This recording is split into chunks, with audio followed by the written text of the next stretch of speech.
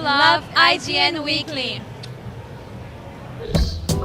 It's the second day of E3 2006. By now we've heard from Microsoft, Nintendo, and Sony. We talked to the console makers. And by now we've also had a chance to play a lot of the third-party games. So we want to find out what's really hot, what's going to rise to the top. We're going to talk to some of my buddies at IGN Editorial, if we can find them that is, and see what's really going on with the top games this year.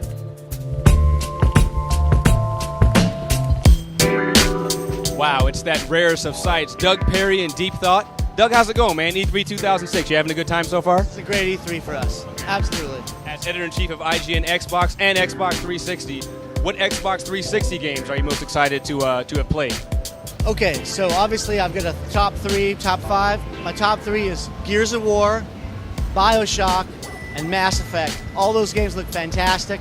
They're going to push the genre. In each genre that they're in, they're going to push the genre. A lot of third-person action games, a lot of third-person shooters coming out of Xbox 360. But Gears of War is leading the class, you think, with that extra gritty feel? Well, you know, up until now, we've just seen tech demos of Gears of War, and I was so sick of that. Finally, they came in, and it was multiplayer, there was single player. We all sat down and played 16-player multiplayer. The game's visceral, has a lot of impact. You set up in teams. There's a chainsaw in the back of your gun. It's just freaking awesome. It's going to be great. I mean, I know that sounds like hype, but I just played it, and it's way fun. Everyone knows that chainsaws and guns go very well together. There's nothing wrong with that. You're not hyping this time. Mass Effect, I haven't had a chance to see that myself. How's Mass Effect? So everything that, BioWare does really well, they're taking to the nth level in action and RPGs. So they have great story branching. There's all sorts of, grays instead of black and whites, and your sort of Knights of the Old Republic style RPG. And then there's all sorts of fantastic facial animations and conversations with creatures and people that you would normally have just big text blocks with. Here they're taking it to, it's just so visually beautiful, and there's going to be so much depth in both the combat and the customization and the conversations.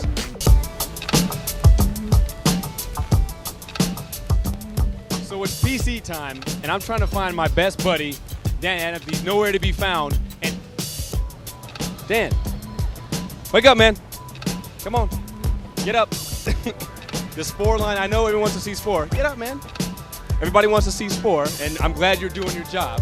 That's good. Trying. But we have some questions to ask you. E3 2006 is barreling along. What's the hottest PC game you've seen so far? The hottest PC game I've seen is probably Spore. I'm trying to get back in, and they wouldn't let me in again, so I'm waiting in line. It's worth sleeping in line for to see again. Yeah. Okay. What about anything else? Any other shooter things like that were hot? Yeah, Crysis is looking real good. That engine is a lot of fun. The actual game is a blast to play. It's kind of weird standing like 2 feet from a gigantic screen trying to play with the motion blur from DX10, but it's still a lot of fun. Any new hot multiplayer games that maybe we didn't see, you didn't anticipate coming in? Well, actually, World in Conflict, it's this RTS. It's really a lot of fun in multiplayer. They did some really cool things with it. Company Heroes, another really good one that they put together, like a really solid multiplayer game, and of course Quake Wars, but we expected that to be fun. Gotcha. PC keeps rolling along. Dan, we're going to let you get back to sleep there, because sleep is hard to come by at E3. Thanks.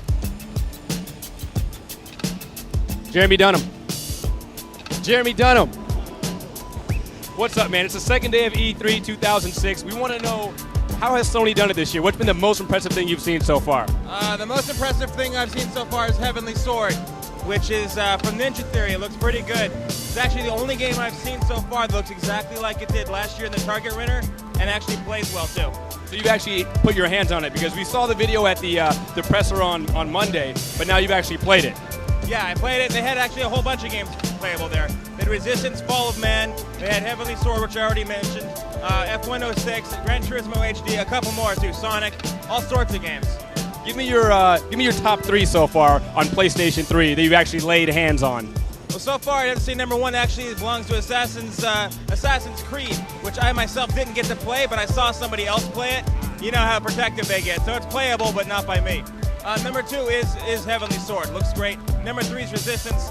Those guys at Insomniac know how to do a multiplayer game, and you can do 32 players at once, which I played, which was actually pretty awesome. Sony had a lot of work to do this year at E3, debuting the system, price, and all that stuff. How do you think they stacked up compared to Microsoft and Nintendo? It's a tough call. It's a really close race this year. At the end of the first conference, I would have told you Sony won. In fact, I thought they did. That was the only conference. Well, exactly. But, well, you know what I mean, compared to Nintendo and Microsoft. And then after I started seeing what they were doing, it's really close. I think it breaks down to three things. Sony had the best conference when it comes to information. Nintendo had the best presentation. Microsoft had the best playable software.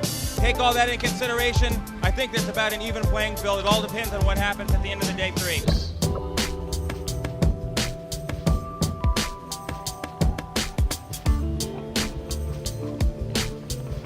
Matt, come on, come back. Hey, how you doing, man? How's it going, man? Good. You got to be pretty excited now. Nintendo's really done it very big this E3. Yeah. How satisfied are you with what they've done? You know, here's the thing. When we went into the conference and they sort of showed everything on big screens, it was blown up, it was sort of artifacty.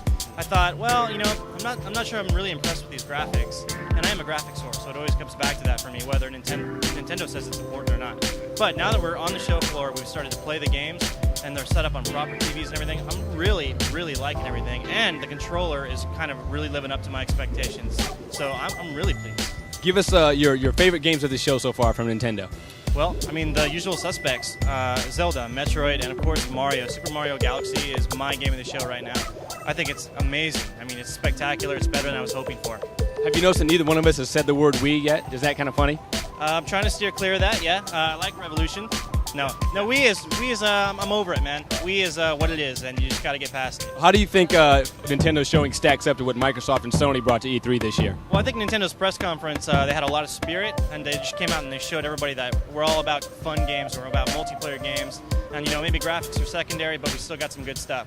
And their conference here, I think the fact that their line is the biggest line in E3 history, lined up to see these games, is, you know, a testament to the fact that people are really interested in what they've got. And Wait. Who told you it was the biggest line in E3 history? It was announced today that it's the biggest line in E3 history. By who? 3.5 hours to get in here to see this stuff. Okay, so the longest wait, not the biggest line. Well, the longest wait and the biggest line kind of go together, don't they? Maybe. I mean, well, beyond that, though, they have great games. I've been playing them. Mario is awesome, man. You get that thing, you get the Wiimote in your hand, and we do call it the Wiimote, man. I know you're not liking that. So yeah, you're doing it. I'm doing it. And yeah, we got the Wiimote in the hand, and you pick it up, you play it for 5 minutes, you're like, wow, okay, I get it. This is why this thing is cool. Cool. Matt Casmacina, head of the IGN Nintendo team. I'm going to let you get back to your fantasy, man. Thanks a lot.